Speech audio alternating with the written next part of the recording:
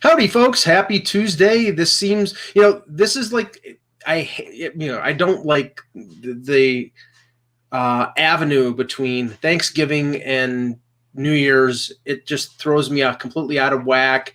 And I wish I could blink and it'd be January 2nd just to get through the holidays. No. Yes. But yeah, I just, it's especially now going around.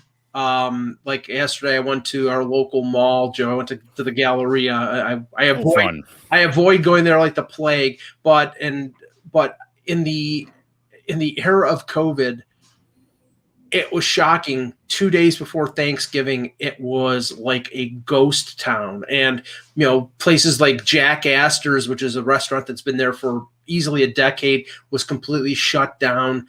I mean, it's really getting scary. And of course, Western New York is now under, we're having to wear masks again in Western New York, at least until we sit down in a restaurant, which makes absolutely no sense. It's like, okay, you walk in, you wear a mask, then you sit down and all of a sudden you're impervious. But you're still going to walk by people. I'm okay with it. Yeah, but just, anyway. All right, let's start off with the pre-show. Go ahead, Russ. All right, so the number one tool for arguing on Twitter came out today, and that's the Baseball Writers Association Hall of Fame list. And there's three facets of this. The first one is just the ballot. Everybody wants to yell about the ballot, and we'll certainly do our part. And we're going to tape a episode of the game tonight and do it with Nico too. So we'll do this will be a more abbreviated version. The second one is to find all the writers that didn't vote for their guy and publicly shame them by spending hours and hours and hours looking at the votes. Well, I still want the head of that jerk who voted against Jeter. There you go. So there's that. Mike's one of those guys. and then the third part is to try and explain why taking PEDs is cheating, and that's why those guys aren't in there. So anyhow, with all that said, I looked at the ballot, and my three choices were Mark Burley. He was one of them. Mark Burley. Now, I had to actually defend Mark Burley because it's easy to go back, and this is where I think people get tripped up. It's easy to go back and look at stats from like Jim Cott and say, well, look at all the Gold Gloves he won. I got to tell you, back in the day of pitching Gold Gloves, they were so lazy about the voting, especially with pitchers. If you were a good fielding pitcher, you won it for like 10 years straight. Like you just did. Well, that was a guarantee. If you watch some of the plays that like Mark Burley made on the mound in the modern era compared to Jim Cott, you would never, ever say that. Well, Joe, this is the thing. And then, I've been obviously a baseball fan. You're not going to let me tell me what Burley did? You're going to fight Burley. So hold on. Okay, go ahead. Right. So 3 times he faced the minimum amount of batters in Major League Baseball games. He's the only guy to do it. So perfect game, no hitter, and just a regular game, which was a 2-hitter, but only the minimum amount of batters faced. Mm-hmm. That's pretty good. He won double digits every year of his career, except the first year he only pitched, a handful of games. He was 4-1. That's pretty good. But never won 570, huh? But never won. Shut up, Mike. He won he had a 570 winning percentage, and he pitched straight through the steroid era. Like, this is a guy in the American League with the runs that were high, and his ERA was low, and he pitched through the steroid era. I think he deserves it personally. Todd Helton was my second, mm-hmm. and my third was who was my third? Your third was Ryan Howard, the Phillies, because again, for me, he's the all-time single season home run leader in baseball. Well, okay, it isn't that cheap, Barry Bonds. Let's click them off. And Joe, I want to get your opinion on all. Howard in the National League, brother. Yeah, Howard, I could say, his peak years, he won Rookie of the Year, he won an MVP, he won a World Series, he had 59 home runs. Mm-hmm. His peak years were anywhere from 33 to 59 home runs, and then he dropped off because of injury. So you could sort of put him in the Kirby Puckett category. Yeah, the Achilles, that's a bad one. Right. Helton, I mean, the only thing I think people are holding against him is Coors, but I think that's over with because of Larry Walker. Larry Walker, he hit 316, right? I mean, if we Right. look at it, Coors has great gaps and it has the atmospheric whatever. But at the end of the day, he still hit 316 for his career. Who does that anymore in the modern era? Right, but Burley, and this is the thing, Russ. I will grant you, he won Gold Gloves. He was in a multiple All-Star. He had 216 career victories. His ERA was close to 3.81. In that era, that's good. Yeah, and he never won a Cy Young, and he never won 20. I always considered him a high end innings eater. I did not consider him like an ace.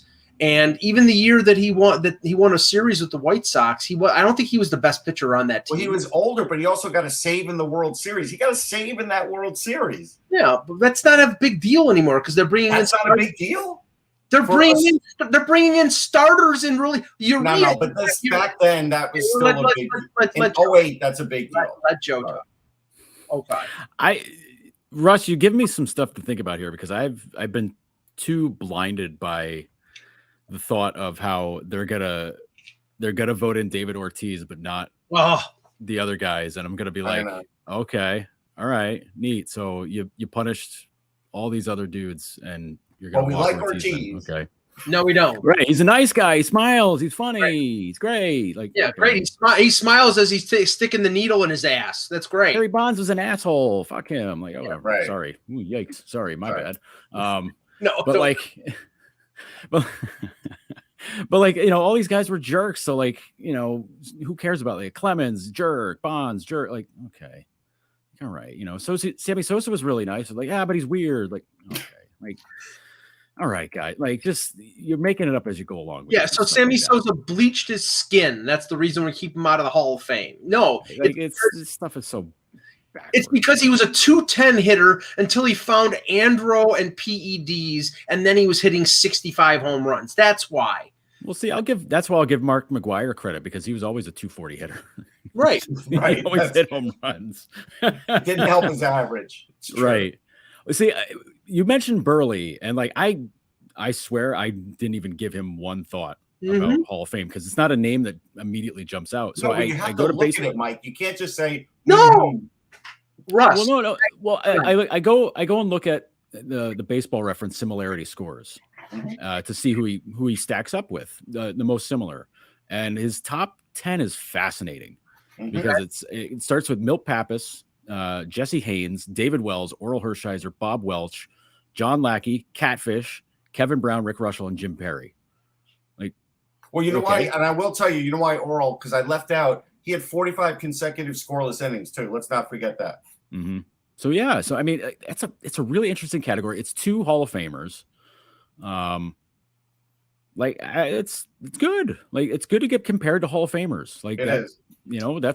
Those are good guys to have in your corner, especially because Jesse Haynes, who is got to be an extra old timer. I'm guessing. Yeah. People argue 1893 he was born. So yeah. So people like that's the second guy he's most compared to. Like that's Joe. People argued with me about Burt Blyleven. They argued with me about Ted Simmons. They did eventually get in.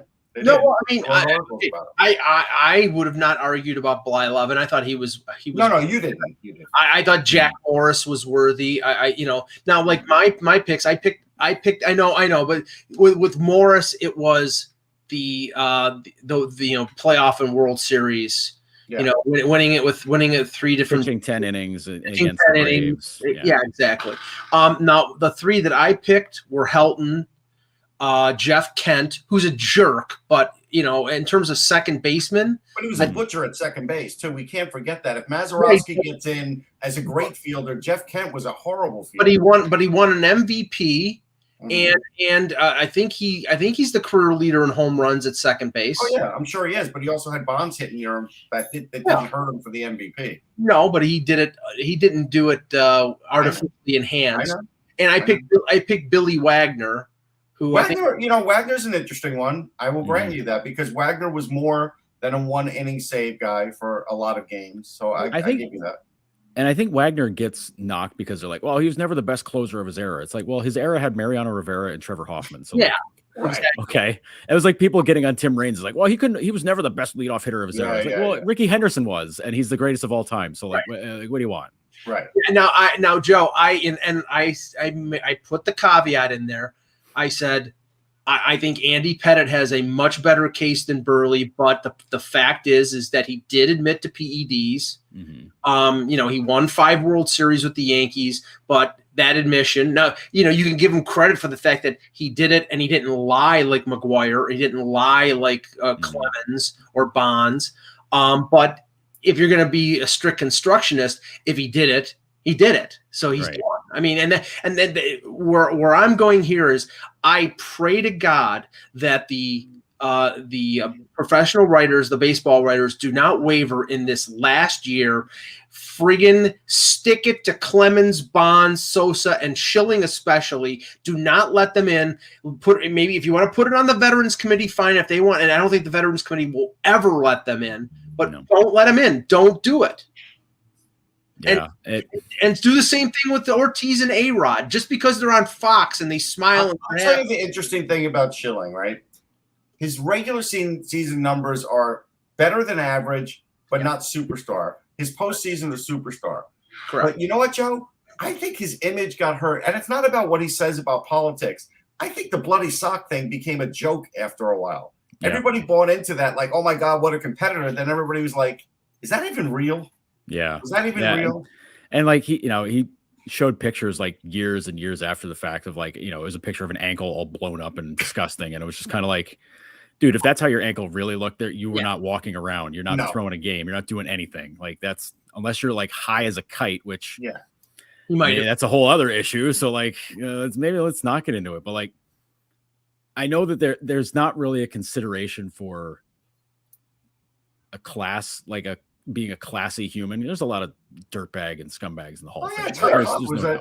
Ty Cobb was a murderer. Yeah. Right. So but Schilling's like an all-time awful person. Like, he defrauded an entire state. He created a video game company that was only there to, to be like a money shelter for him. Then he bagged of all places, Rhode Island, like they could afford it. Right. And then also he really loves for some reason to collect Nazi memorabilia. Like, that's a whole other dude. Like that's a little weird. And he's also like a huge internet troll too. Like I was on a Yankees message board back in the day. Now, of course, there's no way to verify it, but somebody signed up on the board with the name that he used on Twitter. Garrick later. Yeah. Like they use the same handle down the road. I guess it's always been his online handle. Yes. It is. Yeah. But somebody signed onto the board with that name, and either it was him or pretended to be him. But it's like, considering what I've seen of him on Twitter and the way he acts, I'm like, that probably was him. And it's like, he shows up on a Yankees message board. And like, this is the height of like the rivalry and everything. And like, it's like, dude, shouldn't you be worrying about pitching? Like, don't you have things to worry about other than like, always starting fights with Yankees fans online? Like, get a life, dude.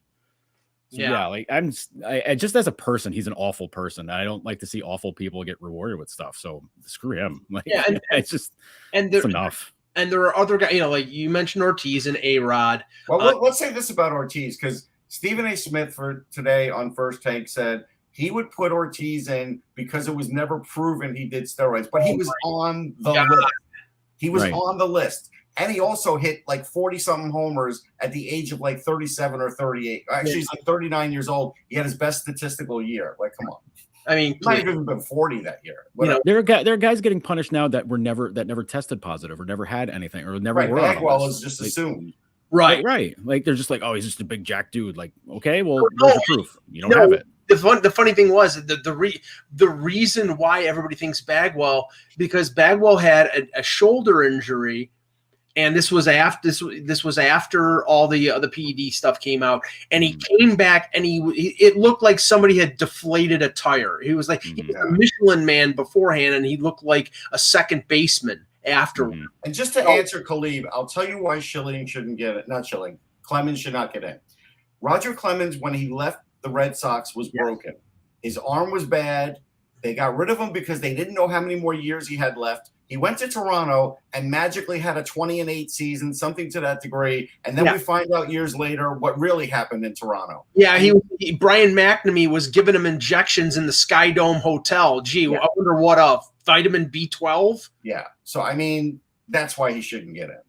It's the steroid stuff. I'm so tired of the whole conversation. I'm so over it that I'm just kind of like, who cares anymore? Like, there's an entire era of baseball between like 85 and 2005, where it's just, but Joe, you don't know who's clean, you don't know who's dirty, like you don't know who's you can guess, but like everybody's under suspicion. I will tell you though, Joe, I've interviewed a lot of players for different books, and a lot of the older players, and sure, some of them took greenies, I get it, but they're mad about the steroids because it broke some of their records, and they're not happy about it because it was a shortcut. Even Keyshawn Johnson today on First Take said, look, I don't like the steroid guys. I wouldn't put them in because I was an athlete that didn't take anything, and I didn't like that athlete these guys took.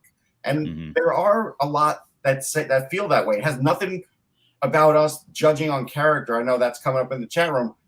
It's a cheating of the game and a cheating of the other players, and also a cheating of the fans, because what happened was when those guys were getting ridiculous numbers, they got ridiculous paychecks, and the price of tickets went up as a result. And it also saved baseball after the strike. Yeah, because baseball was dead. Baseball was dead as a doornail. It's as dead as it is now. This is the only time that I do care about it. This is really the only time I don't want these guys getting in the Hall of Fame. I mean, and there are other guys on the list. I don't want Ortiz getting in. I don't want A-Rod getting in. I don't want Sheffield getting in, and I don't want the dirty four that are in the final year. Well, we could ask Anthony if he has a choice of three for the Baseball Hall of Fame. I'll just tell you, I put Ryan Howard on my list.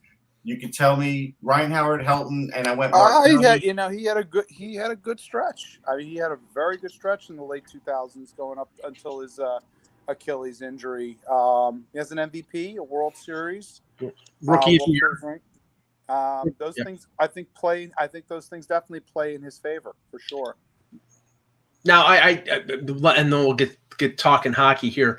Omar Viscal probably would have been a shoe-in, but there was some incident in the last couple of years. I don't think he's got a chance in hell now. No, he's a guy that I would put on this sneaky juicy list too, because he was always a slap hitting, great fielding shortstop, and suddenly he found some pop, and I was like, okay, dude. Yeah. Okay, dude. Like, you found pop later in your career. Okay, dude. All right, neat. Like Brett Boone. Like, suddenly Brett Boone was a 260 slap hitting second baseman. Then he's hitting 40. I mean, the best example of why I'm always against steroids, and I've argued. Look, I wrote a book about it, and I had a long conversation with David Segui about it because he took steroids. He told me, and he asked me why I was against it, and we both left it amicably. But Jeremy Giambi, go look at his numbers before he took, and then go look at him after he took. He wasn't even a major league. Didn't do him any good in his time with the Phillies, I can tell you that. That's true. It certainly didn't help him learn how to slide in a playoff game. Oh, no. Oh, yes. All right. Contributing to the Jeter hit list of highlights. Yes. Thank you. All right. Hello, Hockey World. Today is Tuesday, November 23rd, 2021. I'm Anthony Mangione. I'm Russ Cohen from Sportsology. And I'm Michael Agello, and this is the HockeyBuzzcast here on HockeyBuzz.com, and we are pleased once again to be joined by Joe Yerdon, who has his own Substack, which we, Joe, at the end of the show, please give it, and so you can direct some people looking for knowledgeable hockey conversation to read your stuff. Want to start with this. It's, really sort of, it doesn't really matter much, but in terms of, I saw online this morning the proposed third jersey for the alternate jersey for the New Jersey Devils, and boy, did they really hit it out of the park, Russ. I mean, I saw on Reddit the side-by-side comparison of that jersey and the Chicago Blackhawks Winter Classic jersey, and essentially it's the same uniform except they put jersey on it instead of the Blackhawks circular emblem. It's a waste of time, not only, and a waste of money too if you buy it. I will continue to give, because I was having a private conversation with Abby Mastracco, who is a metro area reporter, and she said, well, if you're going to do that, you might as well put pants on the pants. And, Russ, that turns it into, now you've let everybody know this is no longer a private conversation. No, I know that. And she's fine with it. But the idea is, it is that dumb, in my estimation. Now, Martin Brodeur should really stick to car commercials and, rent the car commercials. Should he stick to those, though? Like, I don't know. I mean, he's better at that than he is designing. These are hideous. These literally look like it took 10 minutes to do. The fact that, and people were right, there should be some green in them. There's no green in them. The fact that it's so much black really makes no sense. I mean, it's just, they are really ugly. I'm calling them the Bada Bing jerseys. Yeah, they really are. That's what I'm calling them. That just give that sort of vibe to them, especially when you add the red drop shadow on both the jersey part and the numbers on the jersey. It's just like, it's the first thing I thought was The Sopranos. I was like, this is the Bada Bing jersey. It's what I saw it leaked last week, and I was like, man, that's actually going to be what it. Yeah, there it is. There. Yeah, there it is. And I'm like, in all its hideousness. I mean, it's so like, if you're gonna do my whole thing with thirds is like, if you're gonna do something to sell jerseys, and make it nice, like give it some thought, do something like not everything needs to be like some kind of faux throwback kind of thing. Which, I mean, listen, some of the throwbacks are good, but like, why didn't the Devils just take like their 80s jersey and make it black? Like, just do that. Like, you still have your green and your red. Everybody loves that friggin' jersey. Just do that. Like, there's already tons of Photoshop mock-ups of it. Like, it's so easy to do, and you'd sell a zillion of them. This is the best logo, the best color. Do it. Just be done. This is my problem. Whenever NHL teams try to be like trendy and cool, and like, oh, let's put the nickname on the jersey. Like, the Ottawa Senators had a third jersey a few years back that just said Sens on it, or the Tampa Bay Lightning had the Bolts jersey. Yeah. I mean, okay, who the frig wants that piece of crap? Well, I'll tell you, I had an interesting conversation with Nick Kern on Sirius, because he was like, in Newark, like in the 30s and 40s, apparently some of the jerseys look like that. And I said, okay, so we're going to make them out of cotton too, like George Costanza once suggested, and have these be 100-pound jerseys after the game? No, make them out of wool. Come on, you got to be like baseball wool. jerseys. Sorry. Make them out of rough wool. Really breathable wool. That's what everybody wants to wear. Like wearing a Brillo pad. There you go. So, okay, let's draw on our extensive and vast knowledge of hockey over the years, since we're all, especially me, Anthony. Oh yes. Yeah. I'm in such august company right now. Thank you. There you go.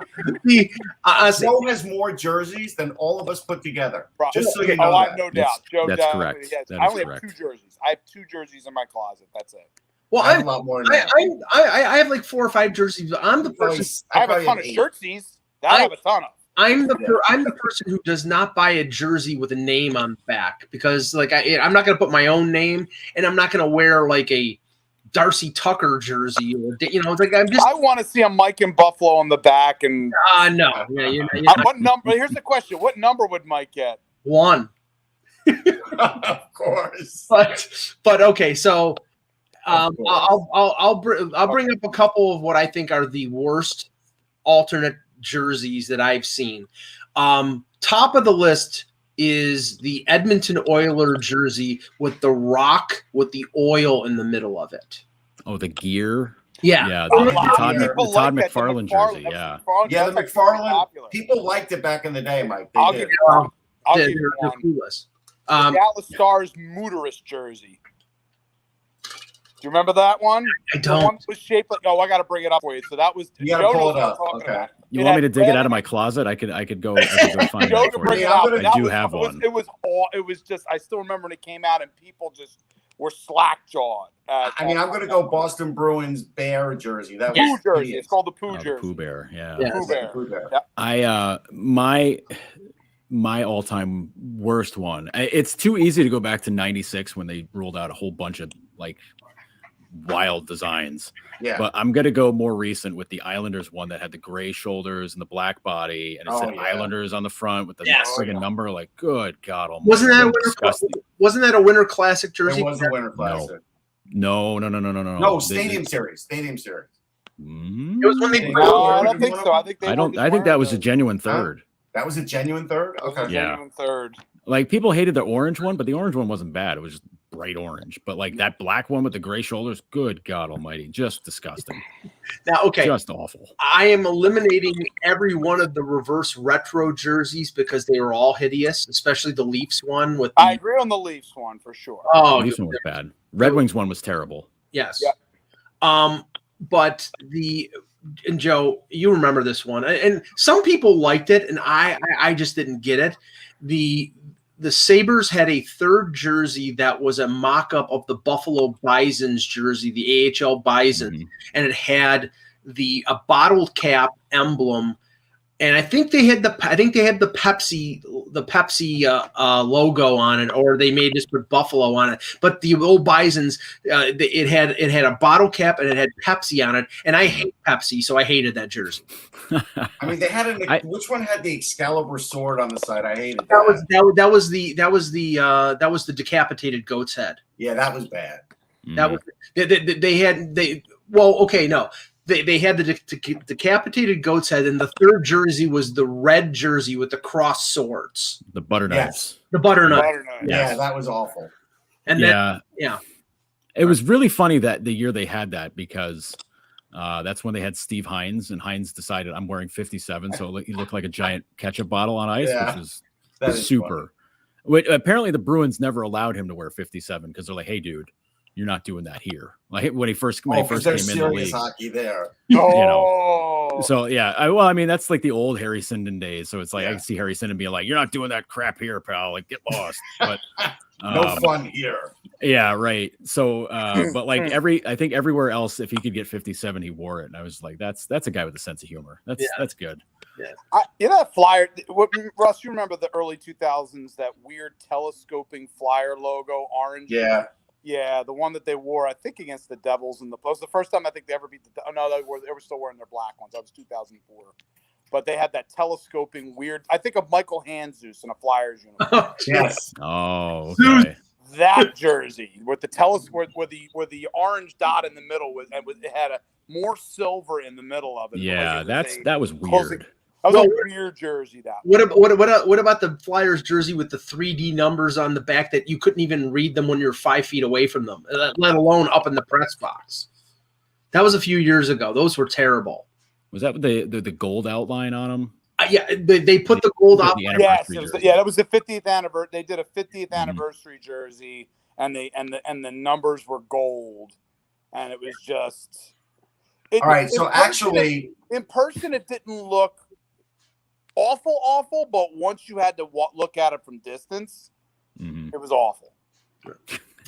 I'm thinking like there was a Calgary third, and it's not the one with Blasty, not the horse. Oh no, Blasty. This was the Islanders Stadium Series jersey that I was thinking of, and that was hideous. Yeah, no, it's worse than that. It's way worse than that. But I know the one you're thinking of is. Yeah. But this is the one that was in my head from Anthony and I went to both Stadium Series games, and it was that hideous. I didn't know the horse was named Blasty. Yeah, well, that's what he's referred to. At least that's what he's referred to on Twitter. I think that's his actual. That's the actual name. Well, it's better than Scorch. It was better than the Gordon's Fisherman. We all Scorch. But Calgary did a third not that long ago. That was a script. It just said Calgary on the front. It had like the black yolks, and it was just like. Stupid faux throwback. Wear your 80s jerseys, guys. And then they finally did. So Anaheim did the same thing. It was a cursive Anaheim. It's just, and everybody was also trying to do. Remember, everybody was trying to do the get the ties, the ties into the jersey. Although I got to tell you, I have an All-Star jersey when they did the ties for the one All-Star game in Minnesota. Those were good jerseys. Those were good. Those were good. Like it was a rare year that the All-Star jerseys weren't hideous. Yeah. All right, let's talk about some of the games last night. And Joe, start off with the Blue Jackets Sabres game where the Columbus wins 7-4. just a note here. Since this, and of course, it doesn't matter in terms of the product on the ice, but the Sabres were having, a better than expected year before the Jack Eichel trade. And since they traded Eichel, they've lost 6 of the last 8. Now you could just say that they're regressing to the mean because we thought that they were one of those teams in the league, and now all of a sudden reality has struck. I think it's more that, but it's just ironic that ever since that happened, all of a sudden they've become the team that everybody thought they were going to be.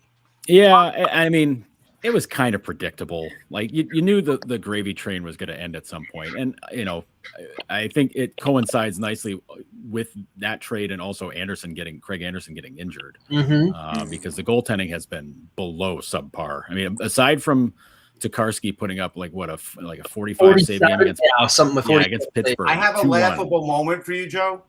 In that game against the Rangers, which was just a tire fire for defense for both teams. Aaron Dell going overboard on some of those glove saves, like, I made the save of the night, even though you gave up 5 goals quick. Yeah, yeah. I mean, the hate for Aaron Dell is consistent on this show. I'm sorry, Joe can tell you. He's not very good. That's a good answer. You're not good. You stink. But like Tokarski was awful last night. Like. It was 2-2 after the first period. So, you got a run and gun game with Korpisalo on the other side. And then he gives up 2 goals in the first 51 seconds of the second, then another one like 2.5 minutes later. And then he got pulled after the second one, 51 seconds or 55 seconds. So he gives up 4 goals in 20:55. And then the first shot Del sees goes in. So it's like, okay. So then it's 5-2 and you're like, okay, they're gonna run away with this and win like 8-2, and then of course they give 2 goals right back to make it way too interesting because Columbus played well. They played an awful first 10 minutes. Like I thought, if Buffalo popped a goal in that first 10 minutes, they were gonna roll because I don't think Columbus I don't think they've got the kind of guts to hang in there, but they did last night because when it got to 5-4, I kept looking at the Columbus bench going like, Elvis has got to come in here. Like you can't blow a 5-2 lead after you just got it. And they didn't move once and they stuck to him. So and the way Brad Larson described it was, they were getting the better chances. It was just, he goes, just that both of their chances went in. I'm like, yeah, that's kind of a problem. Like that's kind of the issue here. But he liked the way he battled, but like, I don't know, man, like a couple empty netters at the end, like they do, but they do battle. I mean, they do battle in game too, but their defense isn't good either. Like I know the goaltending's bad, but their defense is not good. No. And like, it's a weird setup defense. Like I was looking at the names like, Gavin Bayreuther and Andrew Peak, and like Gavrikov gets his first 2 goals last night. And I'm like, that's a guy that like should be doing a little bit better, but I don't know. I mean the Sabres defense too, though. Oh. No, but the Sabres defense is not good. No. They finally sat out Will Butcher last night because he's been on a very bad run. The last few games, and getting Yoki Haru back in was good, but I forget which goal it is. It's one of those 3 goals at the beginning of the second period. It might have been Yoki Haru somewhere out in the middle of the like just wandering out into the middle of the slot, like nowhere near anybody, like not down by the net, not defending down low, doing anything. It's just kind of like, oh, okay, well, top line in the stands. Well, I mean, it's his first game back since opening night, so like I can give him a break, but like, dude, where are you going? Like, that's the only explanation. It's the only good explanation. Well, I mean, if there is a hot line in the stands, it'd be easy to find because there's nobody in the stands. So, even easier to identify her then. Joe, 7,900 last night was the attendance. Well, okay. It was a Monday night, before Thanksgiving. Okay, fine.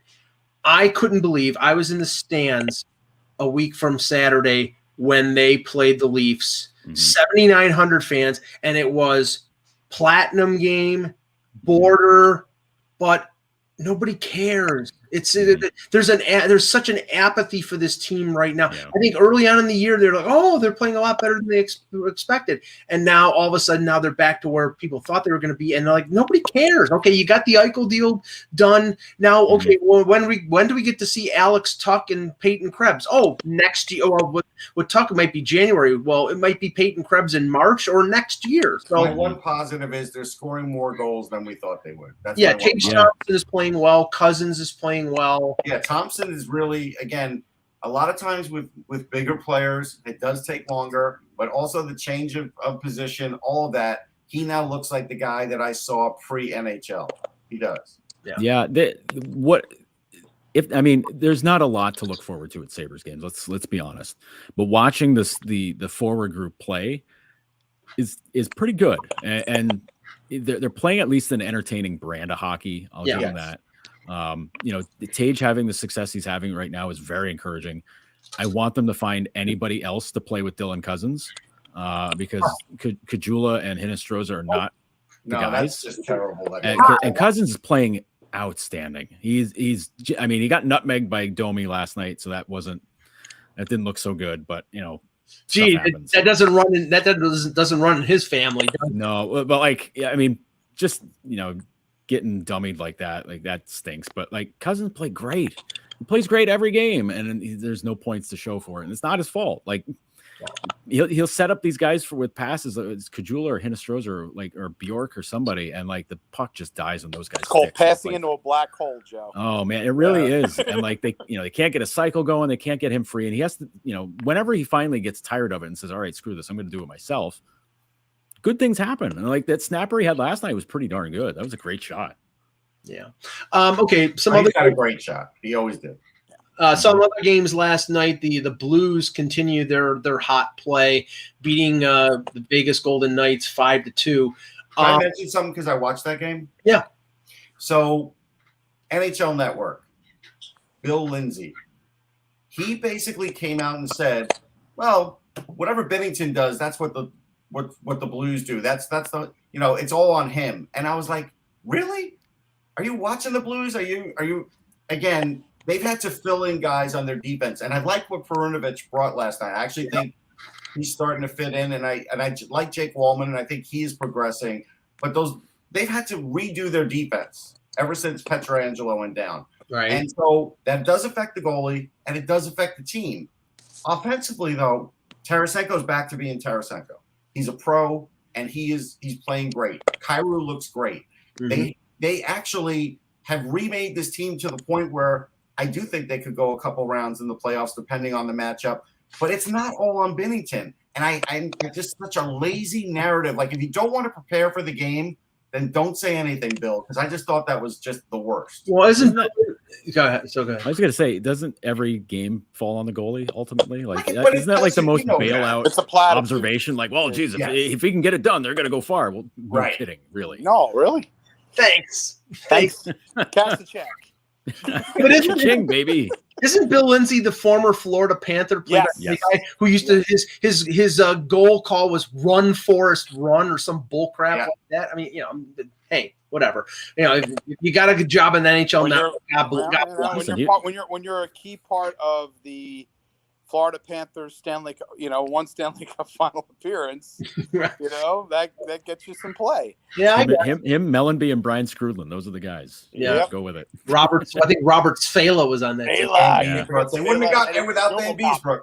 Yes, but with the Blues, I mean, it's the young guys who we've been waiting for 2 or 3 years. Russ, it's Kyrou, it's Robert Thomas. Yeah, Thomas is back to playing good hockey. Klim Kostin. Yeah, Klim Kostin. He's probably the biggest one of all that maybe we were starting to wane on, and he's become a crease presence, which now that's another added thing. They lost Maroon, and they got that back. And I think they're playing the way that Berube wants to play. They're big, brassy. They're dictating, and that's the key part that I look at with them when I'm watching the Blues is they look like they're back to the cup. I don't want to say completely the same, but but there's elements of that team. style. There's a little bit of that swagger that's back, and I think when they didn't have Pietrangelo last year, they lost a little bit of that. They had to recalibrate themselves, and I think they're doing that. Now, on the flip side, there, Vegas Right now they're 11-8. They're 22 points. They're a point behind Anaheim. I'm not sure there are many people who expect Anaheim to stick up there, but they played really well so far, and I give them a lot of credit. But Joe, the question is, can they hold on? Maybe not until Eichel gets back, because that probably won't be until after the Olympics. But can they hold on through, the injuries that they have to Karlsson William Karlsson and Pacioretty? I think Stone is back now. Can they hold on and play well enough to stay in that race? Well, Stone coming back has already kind of given them a jolt. That goes without saying. He's an MVP level player all the time. I still can't believe he's so underappreciated. It blows my mind. Yeah. But Pacioretty is going to be back soon, it sounds like. Yeah. Karlsson, I mean, that was like a broken ankle, I think, for him, wasn't it? Mm-hmm. I believe so. Yeah. So at least when it's a break, the timeline, so he'll be back eventually. I'm not getting too worried about Vegas, honestly. I mean, you're going to get a lot of free candy wins from Seattle at the bottom there. And, I know Arizona's not in that division anymore, which throws me off way too much. I just keep thinking, Joe, Arizona's free wins. It's a true Western division now, But Vegas, the thing I'm honestly worried about is Pietrangelo hasn't looked that great. No, he plays a ton of minutes. He was okay. They need him early, to be great. Joe, but he has definitely fallen off of late. That's worrying to me, because Vegas does not have the D depth. Well, I think leading scorer. I think what it is, Joe, is that they've had to play him a lot more minutes with White Cloud being out. I mean, I think Pietrangelo is a 25-minute a night defenseman. He's just not a 28, 29-minute defenseman. Yeah. And when you have to play him that much, you're going to see a drop. Yeah. That's the thing. The injuries have really hurt Vegas early on. Like that, you don't want to get taxed like that so early on, especially on the blue line side of things. Like, that's really tough. And they've had to cycle in a lot of dudes that should still be playing at Henderson. There's guys that definitely do not belong at the NHL level right now. But Jake Precision is one of them. I mean, they were up 2-0 in that game, but if you look at their scoring, I mean, Dadonov has got 9 points. That's horrible for him. Mm-hmm. Shea Theodore has 11. Chandler Stevenson and Riley Smith are their leading scorers. Yeah. It's tough. Marshall's also got 9 goals. So, I mean, but you expect that coming from him. But they get nothing else outside of those guys. Dadonov being what he is blows my mind. That was a horrible signing. Yeah. And trade for Nick. Sorry. Yes. Trade. Yeah. But I don't know. I see Keegan Kolesar, okay. He's a role guy. He's a solid guy. He's a bottom 6 guy. Yeah. He's the Ryan Reeves replacement, basically. But that's the thing. The bottom end of the Vegas lineup is a lot of role guys and a lot of guys that are very replaceable. And when you're expecting them to expect up in the lineup, play second line minutes for some of these guys, man, you're not gonna do well. And this is where Joe, and this is where again their big splash trades have tapped their reserves at the lower levels. So now when you start getting hit with injuries, and Russ has mentioned this plenty of times, whenever Vegas has made any one of these big splashy deals is, you're basically, robbing for Peter to pay Paul, but eventually the bill does come due. And when you are a team that's as close to the cap as that team is. Yeah. When they got to win this year or next, they have to. When you assemble the prospect list for the Vegas Golden Knights, it's Brendan Brisson and who? I'm saying they have other prospects, but probably he's the only one who's at a grade A or grade B right now. He's outstanding. Okay, Colorado beats the COVID ravaged Ottawa Senators 7-5. I give the Sens credit after being off for 3 games. Actually, I checked in on this game a little bit, and they were playing pretty well. It was a wide open game. The Avs without McKinnon are scoring, I think I saw 6.2 goals per game, which is ridiculous. And they're being led by Nazem Kadri, who's got 23 points. Joe, just in time for a salary drive, as he's an unrestricted free agent at the end of the year. Gee, I'm shocked. You know what? You'll love to see it, honestly. And if Colorado's smart, they maximize everything about it, and then say, all right, have fun where you're going next. Because we're not paying you. We're not paying you. Oh, I mean, they can't pay him with McKinnon's contract coming up. I mean, honestly, they have a number 2 center in waiting. In Newhook. Yeah. So if they have other areas that they need to address by the deadline, I would use Kadri as a now maybe as an expiring deal. It may how much. The question is what is it that you're going to get in return? Right. If you get something in return that helps you, if you're going to make a run for the cup, which we all think that they're going to, and he's worth more to them as an own rental than he is as something they can flip someplace else and get help, then okay, then keep him. But I don't think there's a chance in hell that they're going to sign him to an extension because they have, they're strong up the middle. Yeah. No, I would find it impossible to think that they would do that because again, you got to give McKinnon more money coming up and then kind of figure it out from there. At least Colorado's been smart about cap management since Sakic took over. Like but they don't always make great trades. They don't always make great trades. The Ryan Graves trade was a horrible trade. That was out of necessity, Russ. They had no choice. But you could do something else. That's the cap management part of it. Right. Well, I mean, they had to pay Makar what they had to pay Makar. I know, I get it. And they have to make, again, you do have to make hard calls like that. You're not going to, if you're competing at the upper end, you are not always going to be able to keep all of your guys, especially if, a guy like Graves is going to be in demand. Yeah, I mean, they had Byram waiting in the wings, so and that was the thing. Byram, I think that's where it hurts the most. With Byram, I think that's where it hurts the most right now because that's hurt them. Yes, I think they were hoping that he would be a little, depending on where he was at physically, and obviously he's obviously had great struggles. No, listen, Funky, I'd say with Funky trading for Girard, I was all behind that. I didn't understand that from Nashville, but I'm just saying lately, I think the Avs have slipped a little where they used to be a strength. Now they are sort of hemorrhaging guys and maybe having a little bad luck too. They really, even goaltending's not solid yet. They still have that issue. Well, we all lauded the trade that they made with the Islanders to get Taves. But when you still have Eric Johnson on the books at $6 million, paying Taves 4.1, and now you're paying Makar 9. I mean, it's tough to fit all these contracts in. On top of Kadri, they probably are going to lose Borkowski as a free agent next year too, unless they can get him to agree to. And Funky says Kemper, he's a UFA as well. So I'd say right now the jury's out. I don't feel like they're going to keep him, but we'll see. He could still have a great season. We haven't seen it yet. And they haven't got, not to go all Bill Lindsay here, but they've gotten nothing out of Kemper, really. I mean, he's been very average. Yeah. But they took a swing with Jack Johnson to help out on defense, and he hasn't been awful. So, I call that a win. They're limiting, he's playing third pair minutes, but he's not getting in the way. He's not causing issues. So, okay, cool. Couple other games last night. Sharks win 2-1 in overtime over the Hurricanes. With Antti Ranta on goal, so of course they lost because Freddie Anderson didn't play. Alexander Barabanov with the winner in overtime, another former Leaf, and James Reimer, another former Leaf in goal. Reimer's having a great year, Mike. You cannot knock him right now. Yeah, I mean, but he'll bite his tongue while no. Hey, just wait until he gets up 4-1, and then you'll see the real James Reimer. And the other one is the other game was Pittsburgh beating Winnipeg 3-1.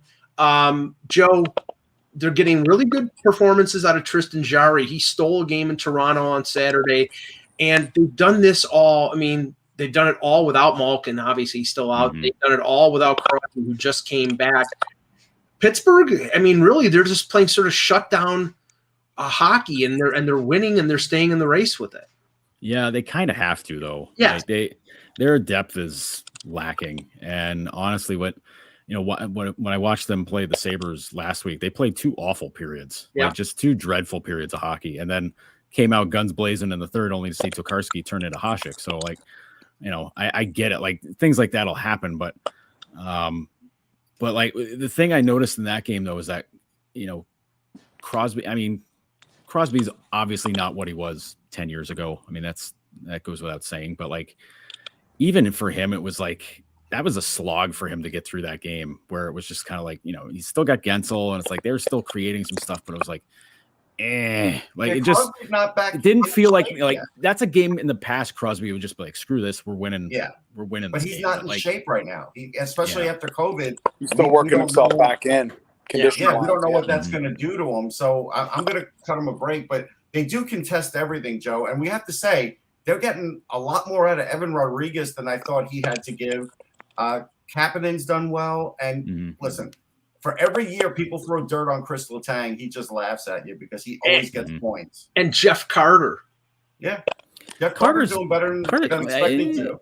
He's not great. He's been off lately. He's not great, but he's better than you think he should be. But early on, he was really good. Yeah. And Carter, I love. Carter's so underappreciated as far as I'm concerned. Like that. I mean, everything that happened in Philly, I get it. I get it. But like the way he played in LA, it was just dynamite. And he showed up in Pittsburgh last year. He was awesome. So yeah. And one more. This is where sometimes the Bruins outsmart themselves. Why did they have to lose Dan Heinen? They didn't have to. I don't think they really had any dedication to him. Like that's the problem. He's pretty good. He's a fine player. But he's bounced, and he's found a place, Russ. And I like Heinen, but there's times when I think you think he's going to be like the next Jake Gensel. No. But Heinen has shown that he could play some decent minutes. He's not Jake Gensel, but he's shown he can play some decent minutes. And the Bruins, I will say, with young guys, they give them a certain amount of time to show it to them, and if they don't do it, then they turn on him. Well, Heinen was traded to Anaheim in the Kasha deal, and then Anaheim didn't qualify. Okay, so 2 trades later. Yeah, Anaheim didn't qualify because I think the qualifying offer would have been like close to $3 million, and they didn't want to spend that money. And with the lack of depth, I think in Pittsburgh's system, there was an opportunity there, and it's full marks to him for taking advantage of it. Now, Joe, I want to get your input on a couple things here. First one, we talked about it yesterday with Kevin Allen, and the news that has come out over the weekend regarding the Chinese tennis player, the COVID rates going up. And obviously, we mentioned at the beginning of the show about the mask stuff going on in Western New York, and that's the Senators with 8 players out, the Islanders, Chara is in COVID protocol. How realistic do you think it is that it's getting to like the 11th hour, we're almost at December, that this is still going to go, that the Olympics are still going to be a go? This whole thing got a lot stickier with that because this is now a political power play. It's not just a sports thing. This is when you've got Biden and you've got Trudeau stepping in to discuss things. It's like, all right, that's a whole new level of stuff. That's stuff that reminds me of the 80s. Well, I mean, not me personally because I wasn't able to witness it. I was a little kid, but it makes me think of what the stuff that went on around the 1980 games, and then Moscow stepping out of the 84 Summer Olympics, and Russia Soviets. Good Lord. Yeah, the Soviets stepping out of the 84 Olympics in LA. So like it's got that feel to it. And like it seems to be the way for these countries to flex any kind of pressure on China because they're unwilling to do it in other ways. But like, listen, you award the Olympics to China, you know what you're getting into. Yeah. You know what, like you've already done this already with the Winter Olympics with them, like, or the Summer Olympics, but like, yeah. I mean, you know who you're getting involved with. Like, you know what the complicated part of this is, Joe? The complicated part is just before the Olympics, how many NHLers are going to come down with COVID or be in protocol who might be on the Olympic team that can't travel them? Mm-hmm. Well, they're saying that, and apparently, when players start to get positive, like is happening with the Islanders, the testing for vaccinated players, which were every player except for Bertuzzi, gets ramped up from every 3 days to every day. And they're saying that the reason that that's happening is because of the Olympics. They want to make sure that if any players who are in line to go to Beijing, there's no doubt that they're negative. But the players are starting. I heard Jeff Merrick talk about this. The players are starting to get pissed off with, okay, we got the vaccine. Now we have to test every day. I mean, is it really worth it to fly halfway across the world and be sequestered for 2.5 weeks? And remember the All-Star games before the Olympics, and the NHL needs that money from the All-Star game. Yeah, I mean, Well, the thing that gets me though is I see what you're saying, Mike, but the Olympics is the thing the players want the most. That's the thing that like they grind their gears about all the time, and they bust the owners' backs about it. Like they're like, we want to go to the Olympics, and the owners are like, okay, if you want to go, like we'll get our concessions, you'll get your Olympics. So if it's the players that have no shot of going to the Olympics that are complaining about it, I fully understand.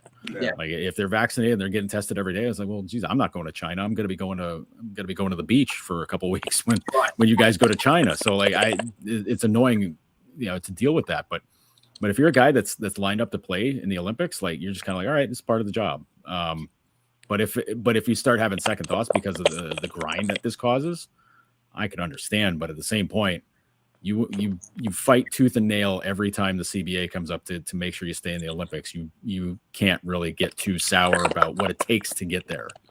And so far we've only had three games canceled, all three of the Ottawa games. You know what, Mike? Though Thomas is writing in the chat room, and I agree with him. After today's press conference, because apparently Lou Lamoriello just had one. The Islanders have like 7 players still out with protocol, and maybe 2 or 3 injured. Chara was added to the list. Nobody is coming off the list that was already in protocol. Brock Nelson's out 2 to 4 weeks. I still haven't heard anything on Noah Dobson. It's going to be half the Bridgeport Islanders They should postpone that game. They really should. But this is the thing, Russ. If it starts getting down that road where they're canceling more, I mean, it was with San Jose. They had a bunch of people. They had to call up half of the San Jose Barracuda. They didn't care about canceling an AHL game. They cared about canceling an NHL game. No, I know.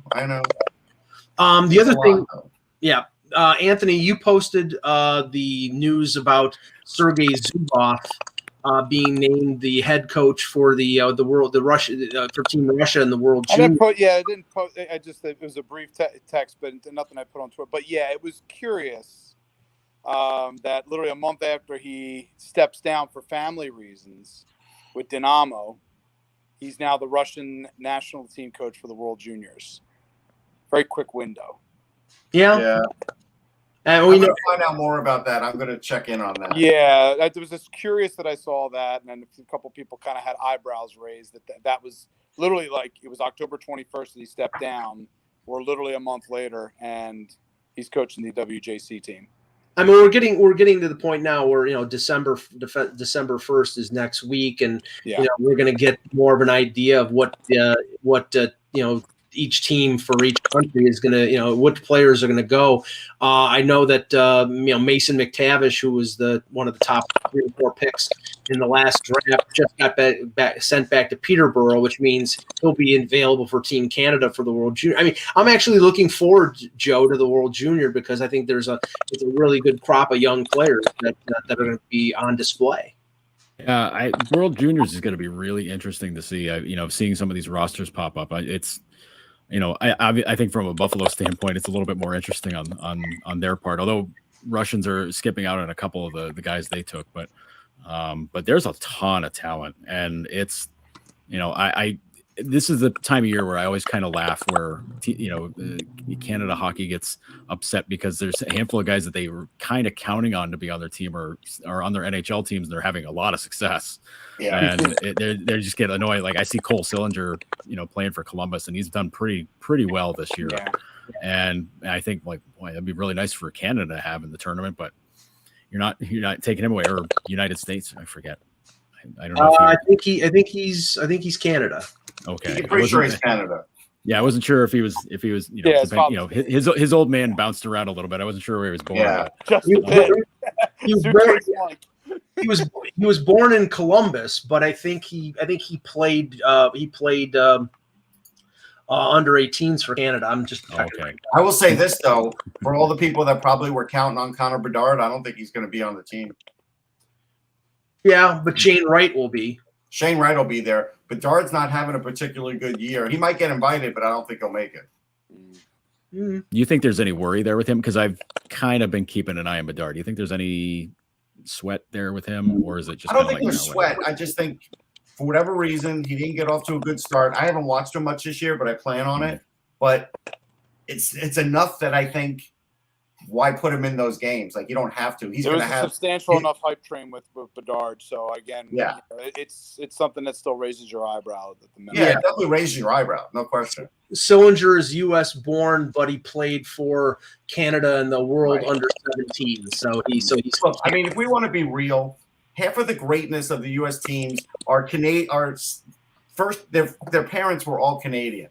That's the reality of it. We have so many good Canadian Americans on our team. It's ridiculous. We do. Yeah. Just the way it is. And other countries too. Yeah. Okay. We don't have to steal Olympians anymore like we did. Oh, we don't steal Olympians anymore. No, we did. Well, that was the No, but Tony, don't you remember like Tony Esposito played for Team USA and I think the Canada. and Brett Hull changed his mind. No, but I was thinking there were skaters. They're not. What's the dance skating thing called? Oh, you mean the ice dancing? There was a team from Canada. There was a gold medal team, I believe, just shifted to the U.S. one year. Right, and then they ended up beating Tessa Virtue and Scott Moyer. So yeah, we do steal them. I mean, it happens. Last thing here, I know Russ hates the Eli Manning, Peyton Manning. I wouldn't even watch it. Wouldn't even waste my time. Secondary audio broadcast. I saw a little note here that Sportsnet is moving towards creating alternate broadcasts for their play-by-play broadcast. Now, they already started this last year. Of course, we can't get it in the U.S. because our good buddy Steve Dangle was doing I think it was called ice surfing. And it was basically on their YouTube channel, but it's geo-blocked, so you can't watch it in the U.S. But they did that even before Peyton Manning and Eli Manning were doing that on ESPN, and now I guess they're broadening that. Joe, I don't see a problem with that. If you don't want to watch that, then just watch the normal broadcast. But it gives people options. Yeah, it's like when people got bent out of shape about the ESPN baseball broadcasts that were very Saber centric, where it was like, you're getting all those deep stats during the game, and it's people are just like, I don't want to watch that. Well, fine, watch just a regular broadcast. I do have you have options. It's ice cream. It's vanilla. Right. It's chocolate. You don't like chocolate? Eat the vanilla and shut up. I do have an update, and then I've got to run. Here's the Zubov update.